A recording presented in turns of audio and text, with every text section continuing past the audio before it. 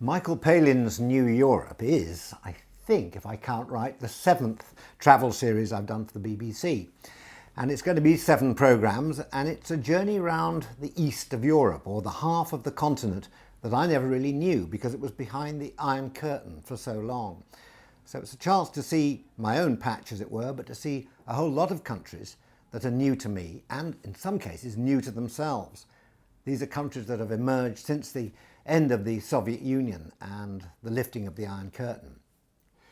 So I'll be travelling through 20 countries, starting right up in the Julian Alps in Slovenia, which was once part of Yugoslavia, and going down through Croatia and into Bosnia-Herzegovina, all parts of the old Yugoslavia, all countries which broke up with wars and violence during the 1990s. So there'll be some quite tough stuff there, but also some interesting things to see. I do a bit of mine clearance and do some fishing down on the Dalmatian coast and seeing some of those beautiful cities of that part of the world like Dubrovnik. Before going on to perhaps the least known of all the countries of Europe, the mysterious country of Albania that was cut off from the world for so long, but we go there by boat, land there, and I'll be bringing back stories of what Albania is really like.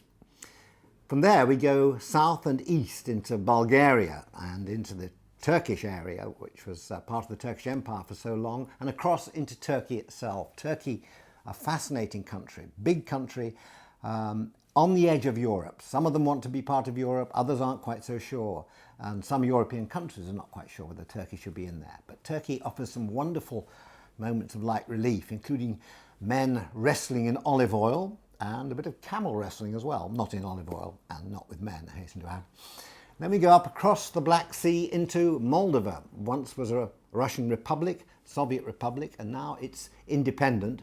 It's a small country, delightful country, lovely atmosphere, lovely countryside, but they've had a really terrible time because there's only 5 million of them, and already there are 2 breakaway republics within Moldova. So we'll be going to both of those, including Transnistria, which declared independence, and it's only itself that recognises itself, you see what I mean. The rest of the world, it's part of Moldova. But we go into the mad world of Transnistria, then down into the Black Sea and up into Central Europe again along the Danube. And we go through Romania and we go up eventually into Hungary.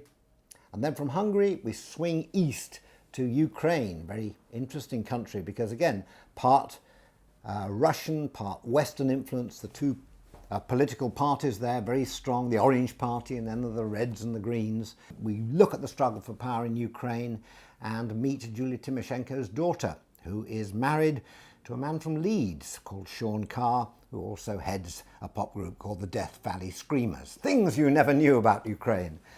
Then right to the very north, to the countries that were really most affected by the split up of Europe after the war. Countries like Estonia, Latvia and Lithuania all tasted independence during the 1920s and 30s.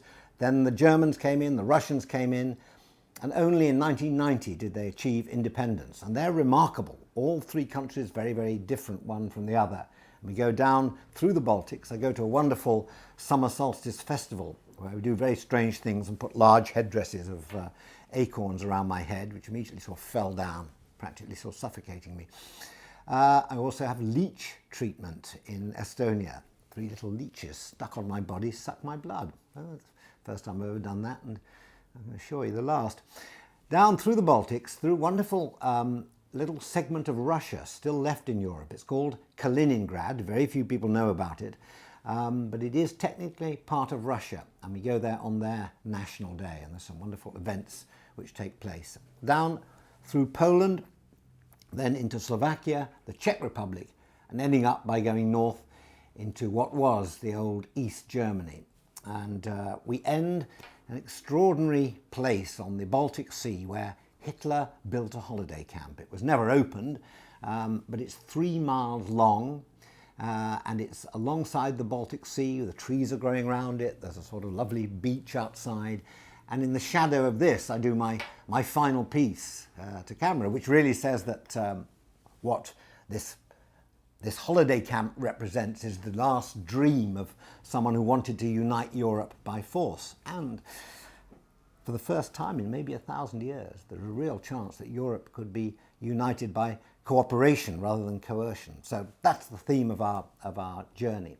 But there are lots of things to see. Some are quite serious. The legacy of the war, the prison camps, the concentration camps have to be dealt with. And there are lighter moments. I go on a catwalk in Hungary, in Budapest. I actually model some outfits there.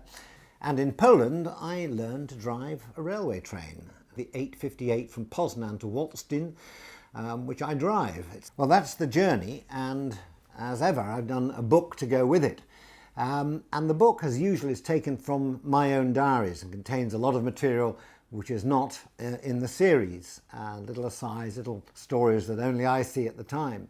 And it's a very rich book. I say there are 20 countries covered. Basil Powell has done the photographs again, so it's profusely illustrated.